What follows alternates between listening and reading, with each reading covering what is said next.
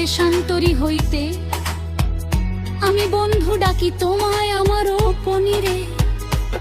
আমারে ছাড়িয়া আমি কই যাব, কই যাব রে। শোনো, তুমি কি এখনো আমাকে ভালোবাসো?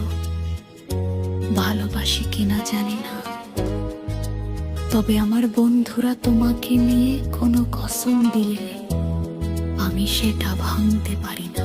কোন দেশে যাবা চইলা